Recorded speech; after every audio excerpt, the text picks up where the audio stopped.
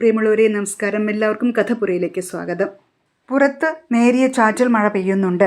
വീടിൻ്റെ മുറ്റത്തൊരുക്കിയ കതിർ മണ്ഡപത്തിൽ തിങ്ങിക്കൂടിയ ബന്ധുക്കൾക്കു നടുവിൽ ഉള്ളിലെ സങ്കടവും ഭയവും പുറത്തു കാണിക്കാതെ ജാനകി വധൂവേഷത്തിൽ നിന്നു. ആനന്ദിനെ ഒറ്റ തവണയേ അവൾ കണ്ടിട്ടുള്ളൂ. അയാൾക്കാകട്ടെ തൊട്ടടുത്ത് ഇങ്ങനൊരാൾ ഉണ്ടെന്ന ഭാവമേയില്ല. താലി കെട്ടുമ്പോഴോ സിന്ദൂരം ചാർത്തുമ്പോഴോ മോതിരം അണിയുമ്പോൾ പോലും ആനന്ദ് തന്നെ വെറുതെ പോലും നോക്കിയില്ലല്ലോ എന്നവൾ സങ്കടപ്പെട്ടു. ഒടുവിൽ ജാനകിയുടെ കൈകൾ ആനന്ദിൻ്റെ ഉള്ളം കൈയിലേക്ക് അച്ഛൻ വച്ചു കൊടുത്തപ്പോൾ അച്ഛൻ്റെ കൈകൾ ചെറുതായി വിറച്ചത് അവൾ അറിഞ്ഞു. അയാളുടെ ഉള്ളം കൈയിലെ നേർത്ത ചൂടിൽ അവളുടെ കൈകളിലെ തണുപ്പ് അലിഞ്ഞു ചേർന്നു. അമ്മയെക്കുറിച്ചോർത്തപ്പോൾ കണ്ണുകൾ നിറഞ്ഞു. ഓർമ്മ ഉറച്ച കാലം മുതൽ അമ്മയുടെ അനുജത്തി ഗിരിജമേമയാണ് അവൾക്ക് അമ്മ. അവർ അവളെ മകളായി കണ്ടുമില്ല. കണ്ണുകളിൽ പൊടിഞ്ഞ നീര് ആരും കാണാതെ അവൾ ഒളിപ്പിച്ചു. പുറത്തെ ബഹളങ്ങൾ ഏതാണ്ട് ഒതുങ്ങി. പെണ്ണിനെ പെട്ടെന്നൊരുക്ക്, ചെക്കൻ്റെ വീട്ടിൽ സമയത്തെത്തണം, ആനന്ദിൻ്റെ ഒരു ബന്ധു നിർദ്ദേശിച്ചു. ജാനകിയുടെ ഹൃദയം ചാഞ്ചാടി. അയാൾ കൊടുത്ത ഒന്നാം സാരി അവൻ്റെ അമ്മായി അവളെ ഉടുപ്പിച്ചു. വില കൂടിയ ഒരു കാഞ്ചീപുരം സാരിയായിരുന്നു അത്. ജീവിതത്തിൽ അത്ര വില കൂടിയ സാരി അവൾ ആദ്യമായിട്ടാണ് കാണുന്നതും ഉടുക്കുന്നതും. ആ സാരിയിൽ ജാനകി ഒന്നുകൂടെ സുന്ദരിയായി. ഒരുങ്ങി പുറപ്പെടാൻ നേരം അവളുടെ ചങ്കു പിടഞ്ഞു. ചന്തുവും നീരജും അവളുടെ അടുത്തേക്ക് ഓടി വന്നു. ഗിരിജമേമയുടെ മക്കളാണവർ. ചുറ്റും കണ്ണോടിച്ചു ഗിരിജമേമ അടുത്തില്ലെന്ന് ഉറപ്പുവരുത്തി. ആ കുഞ്ഞു കവിളുകളിൽ സ്നേഹത്തോടെ ജാനകി ചുണ്ടുകൾ അമർത്തി. കുട്ടികൾ അവളെ കെട്ടിപ്പിടിച്ചു. സാരിയുടെ മിനുസത്തിലൂടെ അവർ വിരലുകൾ ഓടിച്ചു. ജാനകി ചേച്ചി ഇനി ഇങ്ങോട്ട് വരില്ലേ? അവൾ ഉത്തരം പറയും മുൻപ് ആരോ അവളെ കൈപിടിച്ച് പൂമുഖത്തേക്ക് ആനയിച്ചു. അച്ഛനെ അവിടെ എങ്ങും കണ്ടില്ല. ഗിരിജമേമ അച്ഛനെ എങ്ങോട്ടെങ്കിലും മാറ്റിയിരിക്കും. അവളുടെ കണ്ണുകൾ നിറഞ്ഞു. അലങ്കരിച്ച വണ്ടിയിൽ ആനന്ദിൻ്റെ ഓരം ചേർന്നിരുന്നു. അയാൾ പുറത്തേക്ക് നോക്കിയിരിക്കുകയായിരുന്നു. അപ്പോൾ ജാനകിയുടെ മനസ്സ് ശൂന്യമായി. വണ്ടിയിൽ കയറി മുമ്പ് ചില ബന്ധുക്കൾ തന്നെ സഹതാപത്തോടെ നോക്കുന്നത് അവൾ കണ്ടു. ഈ വിവാഹം ഗിരിജമേമ ഒരുക്കിയ കെണിയാകുമെന്ന് താൻ കരുതും പോലെ അവരും കരുതുന്നുണ്ടായിരിക്കാം. 2 മണിക്കൂർ യാത്രയ്ക്കൊടുവിൽ കൊട്ടാരം പോലുള്ള ഒരു വലിയ വീടിൻ്റെ പടിക്കൽ വണ്ടി നിന്നു. വലിയ 2 ഗേറ്റുകൾ തള്ളി തുറന്ന് വന്ന കാറുകൾ അകത്ത് പാർക്ക് ചെയ്തു. അവൾ അതിശയിച്ചു. താൻ ഇന്നു മുതൽ ഇവിടെയാണ് ഇനി കഴിയേണ്ടത്. ഗിരിജമേമ ഈ വിവാഹത്തിന് ഇത്ര ഉത്സാഹിച്ചത് എന്തുകൊണ്ടാവും? തൻ്റെ നന്മയ്ക്കല്ലെന്നുറപ്പ്. കുഞ്ഞുനാൾ മുതൽ താൻ കാണുന്നതല്ലേ ഗിരിജമേമയെ. അമ്മയുടെ അനുജത്തിയാണെങ്കിലും എനിക്കു വേണ്ടി നല്ലതൊന്നും അവർ ചെയ്തിട്ടില്ല. ആനന്ദിൻ്റെ ബന്ധുക്കൾ വന്ന് ആരതി ഒഴിഞ്ഞ് അവരെ അകത്തേക്ക് കൊണ്ടുപോയി. അകത്ത് അലങ്കരിച്ച വലിയൊരു മുറിയിൽ അവരെ കൊണ്ടിരുത്തി. തെല്ലു കഴിഞ്ഞപ്പോൾ അവൻ്റെ അമ്മ വന്ന് ബന്ധുക്കളിൽ പലരെയും അവൾക്ക് പരിചയപ്പെടുത്തി കൊടുത്തു. ശേഷം അവളുടെ ഇരു കൈകളിലും സ്വർണ്ണവളകൾ അണിയിച്ചു. തൽക്കാലം ഇത് ഇട്ടോളൂ, മോൾക്ക് ഇഷ്ടമുള്ളത് നമുക്ക് പിന്നെ വാങ്ങാം ട്ടോ. ജാനകി യാന്ത്രികമായി തല കുലുക്കി.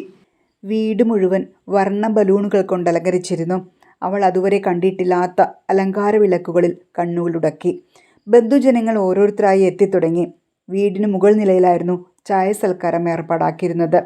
വന്നവരിൽ ഏറ്റവും അടുത്ത ബന്ധുക്കളിലൊരാൾ അവളോട് ചോദിച്ചു, ആനന്ദിനെ നേരത്തെ പരിചയമുണ്ടോ കുട്ടിക്ക്? ഇല്ല. നാട്ടിൽ അവനെക്കുറിച്ച് അന്വേഷിച്ചിരുന്നോ ആരെങ്കിലും? ജാനകി മിണ്ടിയില്ല. അവളുടെ ഉള്ളിൽ ഭയം നിറയാൻ തുടങ്ങി.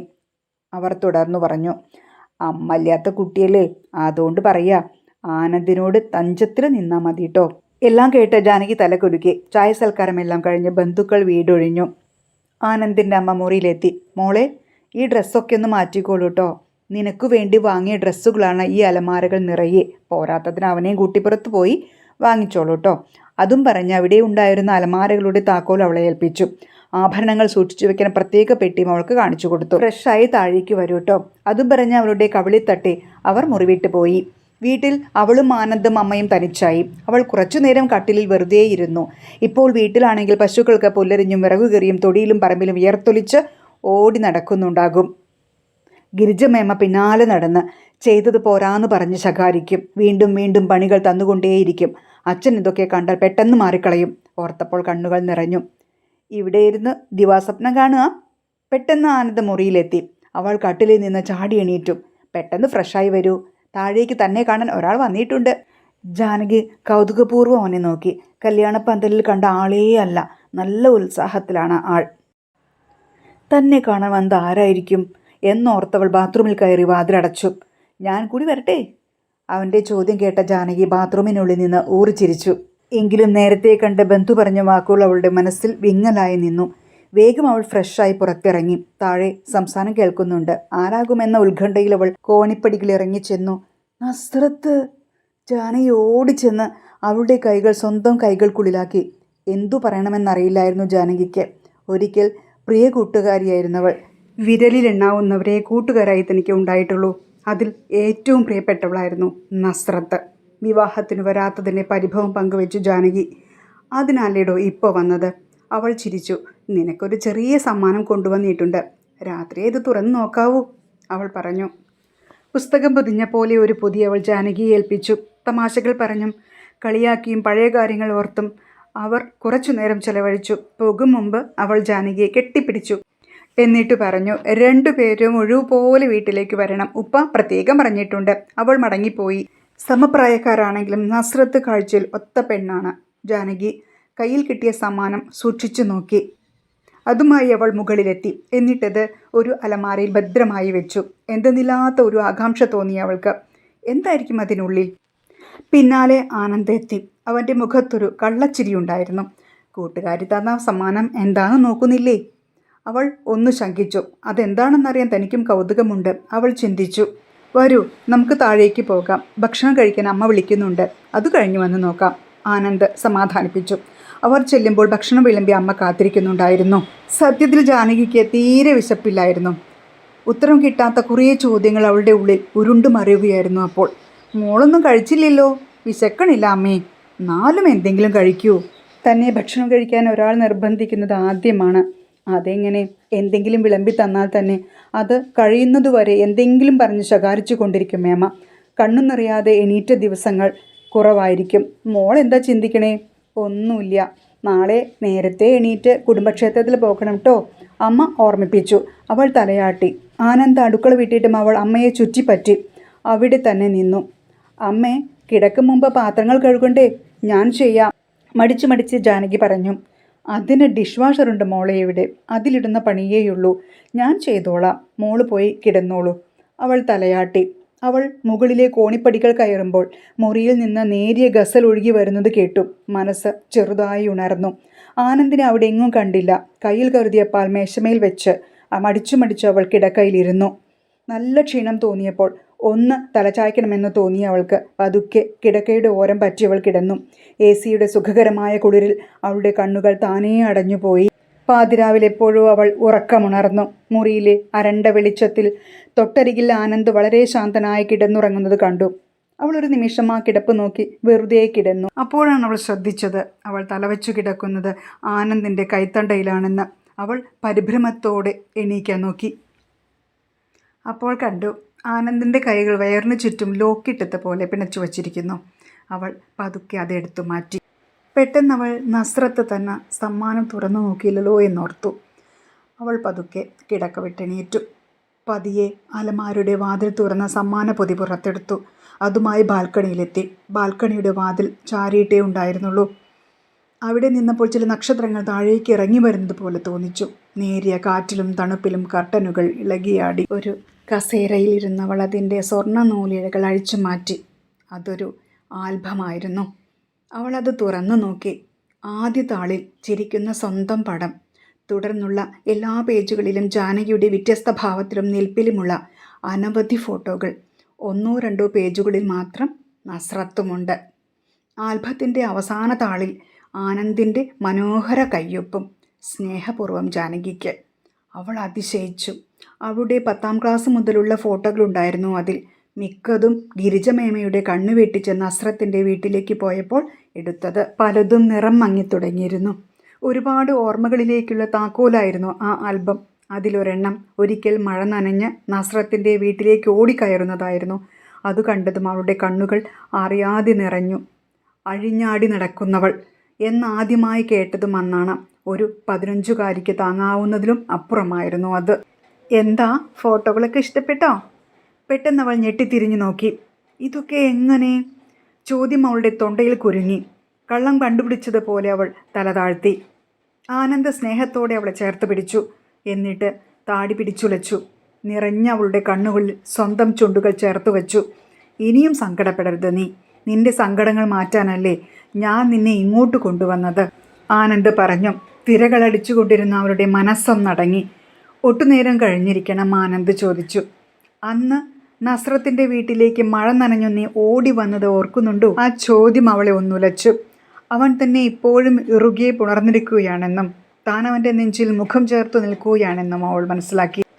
പതുക്കെ നെഞ്ചിൽ നിന്നവൾ തെന്നി മാറി. അവൾ ഓർത്തു, എങ്ങനെ അതൊക്കെ മറക്കും ഞാൻ? അന്നാണ് അവസാനമായി നസ്രത്തിൻ്റെ വീട്ടിലേക്ക് പോകുന്നത്. അവളെ ഒടുവിൽ കണ്ടതും അന്നു തന്നെ. ഒരു കർക്കിടക മാസത്തിലെ അവധി ദിവസമായിരുന്നു അന്ന്. മഴ തോർന്ന നേരം നോക്കി അച്ഛൻ പതിവ് പോലെ പലചരക്ക് കട തുറക്കാൻ പോയി. മേമയുടെ കുട്ടികൾ ട്യൂഷനും പോയി. രാവിലെ എല്ലാ പണികളും ഒരുക്കി. കിട്ടിയ ഇത്തിരി നേരം കൊണ്ട് നസ്രത്തിൻ്റെ വീട്ടിൽ പോകാൻ മേമയോടെ കെഞ്ചിയും കാലുപിടിച്ചും കുറേ കരഞ്ഞു. ഒടുവിൽ മേമ സമ്മതിച്ചു. അരമണിക്കൂർ അതിനുള്ളിൽ തിരികെ വീടെത്തണം. ഗിരിജ മേമ താക്കീതോടെ പറഞ്ഞു. പിന്നൊന്നും നോക്കിയില്ല. പുറത്തേക്ക് ഒറ്റ ഓട്ടമായിരുന്നു ഞാൻ. ചെമ്മണ്ണു നിറഞ്ഞ രണ്ടിടവഴി കടന്നിട്ട് വേണം നസ്രത്തിൻ്റെ വീടെത്താൻ. വഴിയുടെ പകുതി ആയപ്പോൾ മഴ ചന്നം പിന്നം പെയ്യാൻ തുടങ്ങി. പെട്ടെന്ന് കൊടുങ്കാറ്റ് വീശുന്നത് പോലെ മരങ്ങൾ ആഞ്ഞു വീശാൻ തുടങ്ങി. മരത്തലപ്പുകളിൽ കാറ്റ് പിടിച്ചു. അടുത്തെങ്ങും വീടുകളില്ല. ഓടുക മാത്രമേ രക്ഷയുള്ളൂ. ഞാൻ ഓടി. ഞായറാഴ്ച അവളുടെ വീട്ടിലെത്താമെന്ന് വെള്ളിയാഴ്ച നസ്രത്തിനോട് ഏറ്റിരുന്നതാണ്. അവൾ കാത്തിരിക്കും. ഞാൻ ഓടി. മഴ നനഞ്ഞ അവളുടെ വീടിൻ്റെ പൂമുഖത്തേക്ക് ഓടിക്കയറി. നനഞ്ഞെന്നാൽ വസ്ത്രങ്ങളെല്ലാം ശരീരത്തിൽ ഒട്ടിപ്പിടിച്ച് കിടുകിടാ വിറച്ചുകൊണ്ട് കോളിംഗ് ബെല്ലടിച്ചു. ശബ്ദം കേട്ട് നസ്രത്ത് ഓടിയെത്തി. നനഞ്ഞു നിൽക്കുന്ന എന്നെ നോക്കി അവൾ ചിരിച്ച ചിരി ഇപ്പോഴും ഓർമ്മയുണ്ട്. നസ്രത്ത് എന്നെ അകത്തേക്ക് കൂട്ടിക്കൊണ്ടുപോയി. തണുപ്പാറ്റാൻ കത്തുന്ന വിറകടുപ്പിലേക്ക് കൈകൾ കാണിച്ചു ഞാൻ. ധാരമുറിയാത്ത മഴ. അരമണിക്കൂർ നീണ്ടു നിന്നിരിക്കണം. ഞാൻ നനഞ്ഞ തുണികൾ മാറ്റി അവളുടെ ഉടുപ്പുകൾ എടുത്തിട്ടു. മഴ മാറി തിരിച്ചു വീടെത്തിയത് പതിവിലും വൈകിയായിരുന്നു. എന്തോ കള്ളത്തരം കണ്ടുപിടിച്ച ഭാവമായിരുന്നു ഗിരിജമേമയ്ക്ക്. അവർ എന്നെ തുറച്ചു നോക്കി. അടുപ്പിൽ വെച്ച വിറക് കൊള്ളി എൻ്റെ നേർക്കെറിഞ്ഞ് അരിശം തീർത്തു. എറിയുമ്പോൾ അവർ അട്ടഹസിച്ചു. അഴിഞ്ഞാട്ടക്കാരി. അന്നാണ് ആ വാക്ക് ആദ്യമായി ഞാൻ കേൾക്കുന്നത്. അത് നെറുകയിൽ വന്നു വീണ അവിടം പൊള്ളി. എനിക്ക് ചുറ്റും മുടി കത്തിക്കരിഞ്ഞ മണം. അന്ന് വൈകിട്ട് അച്ഛൻ വന്നപ്പോൾ പറഞ്ഞു കൊടുത്തത് ഇങ്ങനെ. ഇന്നു പുന്നാരമോള് അഴിഞ്ഞാടാൻ പോയതറിഞ്ഞോ? എന്നിട്ട് ഏതോ ഒരുത്തിയുടെ തുണി മാറിയിട്ട് വന്നിരിക്കുന്നു.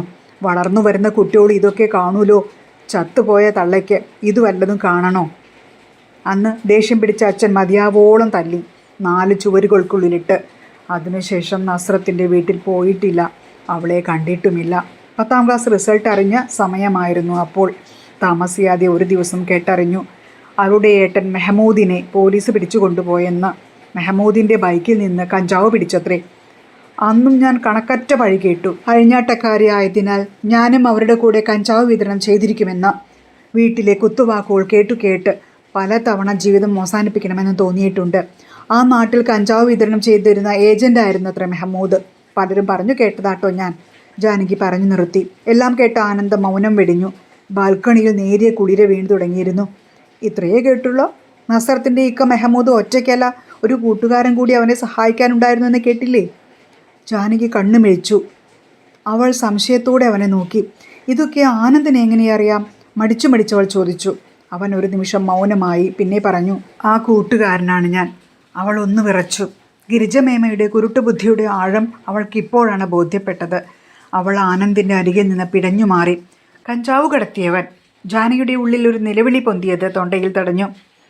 ആനന്ദ് പറഞ്ഞു, എനിക്കറിയാം ഞാനിത് പറഞ്ഞാൽ നീ ഞെട്ടുമെന്ന്. കാരണം അവൻ കേട്ടതുപോലെ പഴി അത്രയും അക്കാലത്ത് ഞാനും കേട്ടിട്ടുണ്ട്. അവൻ്റെ അച്ഛൻ ജിനോം സ്കൂളിലെ മാഷായിരുന്നല്ലോ. ഒരു ദിവസം സ്കൂളിൽ പതിവ് പോലെ കുട്ടികളുടെ ബാഗ് പരിശോധിച്ചപ്പോൾ ഒരു കുട്ടിയുടെ ബാഗിൽ നിന്ന് ഒരു പൊതി കിട്ടി. വിശദമായ അന്വേഷണത്തിൽ അത് മയക്കുമരുന്നായ MDMA എന്ന് മനസ്സിലായി. ആകെ പ്രശ്നമായി.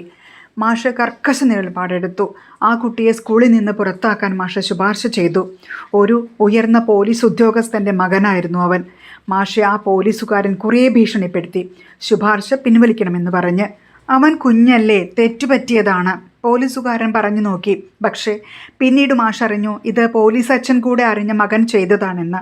തൊണ്ടി സാധനം പോലീസിന് കൈമാറിയാൽ അവൻ ശിക്ഷിക്കപ്പെടില്ലെന്ന് മാഷിന് ഉറപ്പായി. ജിനോ മാഷ് അധികാരികളെ വിവരമറിയിക്കുമെന്ന് ഭയന്ന് മാഷ് ഭീഷണിപ്പെടുത്തി. മാഷ് കൂസാക്കിയില്ല. ഒരാഴ്ച കഴിഞ്ഞിരിക്കണം. ഒരു ദിവസം പോലീസ് വഴിയിൽ യാത്രക്കാരെ പരിശോധിക്കുകയായിരുന്നു. മെഹമൂദിനെയും പരിശോധിച്ചു.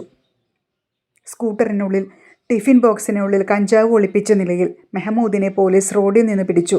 അല്ല, പിടിപ്പിച്ചതാ ജിനോ മാഷിനെ കൊടുക്കാൻ. സ്വന്തം മകനെ രക്ഷിക്കാൻ കാണിച്ച ഒരു പോലീസ് അച്ഛൻ്റെ വക്രബുദ്ധിയായിരുന്നു അത്. മെഹമൂദ് അറിയാതെ ആരോ അവൻ്റെ സ്കൂട്ടറിൽ വെച്ചതാണ് ടിഫിൻ ബോക്സ്. അതോടെ രവീന്ദ്രൻ മാഷിൻ്റെ കയ്യിലെ MDMA തെളിവായി കൊടുത്താൽ അത് മകൻ ഉപയോഗിച്ചതെന്ന് പോലീസ് പറയും. അങ്ങനെ മാഷ് ഒറ്റപ്പെട്ടു. സ്കൂൾ തുറന്ന സമയം കൂടിയായിരുന്നു അത്. പ്രിൻസിപ്പൽ മാഷിന് സ്ഥലം മാറിപ്പോകാനുള്ള ഏർപ്പാടുകൾ ചെയ്തു കൊടുത്തു. അങ്ങനെ പോയാൽ മകനെ കേസിൽ നിന്ന് തല ഊരിക്കാമെന്ന വാഗ്ദാനത്തിൽ മാഷ് അതനുസരിച്ചു. പക്ഷേ അപ്പോഴേക്കും നാട്ടിൽ എല്ലാം പാട്ടായി. മകൻ സ്കൂൾ കുട്ടികൾക്ക് കഞ്ചാവ് എത്തിച്ചു കൊടുക്കുന്ന ഏജൻ്റായിരുന്നുവെന്ന് പറഞ്ഞു പരത്തിയത് മറ്റാരുമല്ല, ആ ചതിയൻ പോലീസ് തന്നെ. അവൻ്റെ കൂട്ടുകാരൻ ഉള്ളവനും എന്നെ അറസ്റ്റ് ചെയ്യാൻ തെളിവുകളില്ലായിരുന്നു. ആനന്ദ് കൈകൾ സ്വന്തം കൈകളിലിട്ട് ഞെരിച്ചു. എല്ലാം കേട്ട ജാനകിയുടെ ഉള്ളിൽ സംശയങ്ങളുടെ കുത്തൊഴുക്കായിരുന്നു. മാഷും കുടുംബവും ഇപ്പോൾ എവിടാ താമസിക്കണേ? ജാനകി ചോദിച്ചു. മാഷ് റിട്ടയർ ചെയ്തു. മകൻ ഇപ്പോൾ പോലീസിലുണ്ട്, SI റാങ്കിൽ. നസ്രത്ത് BTechന് പഠിക്കുക, ബാംഗ്ലൂർ. ഇന്നലെയാണ് അവളുടെ അവസാന പരീക്ഷ കഴിഞ്ഞത്. അതുകൊണ്ടാടോ നമ്മുടെ കല്യാണത്തിന് അവൾ വരാഞ്ഞത്. കള്ളച്ചിരിയോടെ അവൻ തുടർന്നു. ഡോ, പണ്ട് താൻ നസ്രത്തിൻ്റെ വീട്ടിൽ വരുമ്പോഴൊക്കെ ഒരു തരം വെപ്രാളായിരുന്നു തനിക്ക്, ഓർക്കുന്നുണ്ടോ? വന്നാൽ തന്നെ വീട്ടുകാരെ പേടിച്ച് നിന്ന നിൽപ്പിൽ ഒരൊറ്റ ഓട്ടമാണ്, ശരിയല്ലേ? ശരിയാ, എപ്പോഴും വേവുന്ന മനസ്സായിരുന്നു എനിക്ക്. ഡോ, താൻ അവിടെ വരുമ്പോഴൊക്കെ തന്നെ കാണാൻ മാത്രം ഞാനും അങ്ങോട്ട് വരുമായിരുന്നു. താൻ കണ്ടിരുന്നില്ലെന്ന് മാത്രം. അപ്പോൾ എടുത്തതാടോ ഈ പടങ്ങളൊക്കെ.